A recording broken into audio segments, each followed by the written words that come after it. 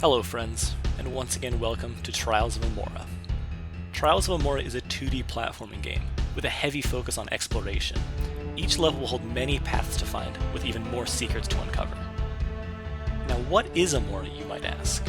Quite simply, Imorah is an underground hell, built to test the might of mortal challengers. Oh, so you're just copying Hades, you might say. To which I would reply, of course not. I'm ripping off these lovely gems. I'm inspired by those gems. Yep, so inspiring. And I trust you understand the rest of the title. Anyways, before taking a look at the new mechanics I've added this year, let's take a quick review of all the basic ones.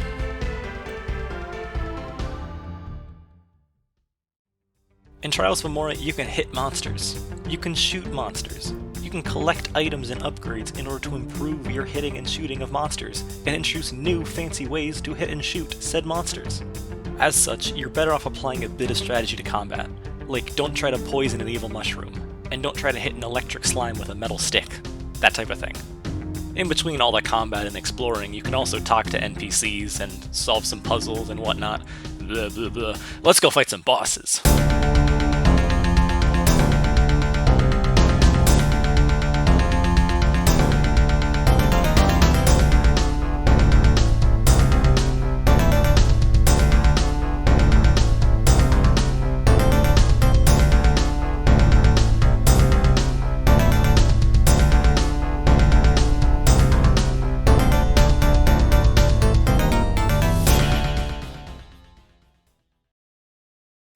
Yep, those are some big enemies.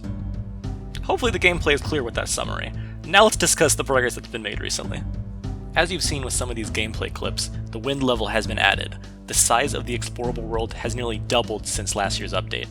The first section for you to explore is Ento Village, an eerily dead location compared to the populous forest village back in the previous level.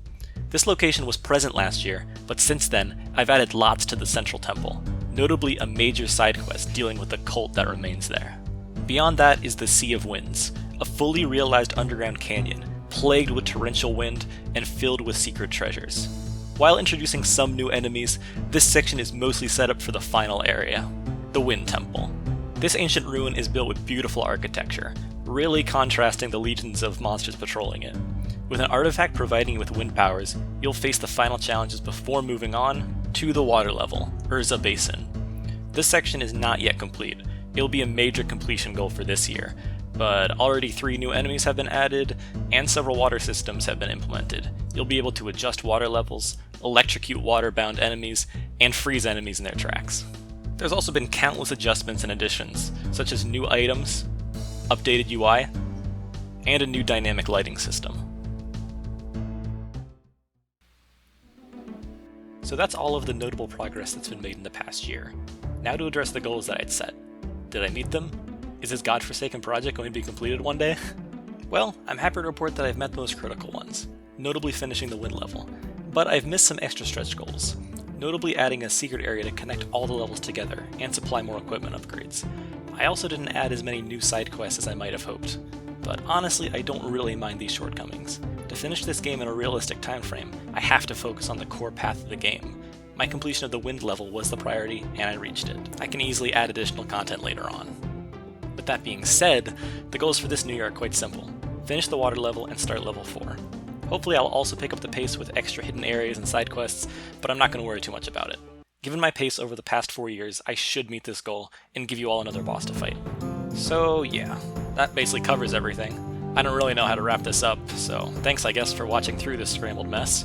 Playtest the game on itch.io if you want, link below, and please want to do that, as I need playtesters to balance and improve the game. Oh, and speaking of playtesters, my friend Rosa very generously did a bunch of playtesting on this new build of the game, so feel free to check that in the description if you're interested.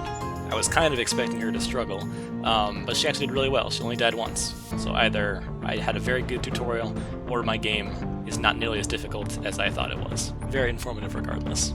So yeah, enough of this script writing and video editing and talking about this game. I'm going to get back to actually making it. I hope you all have a great day and a great year. Until next time, friends.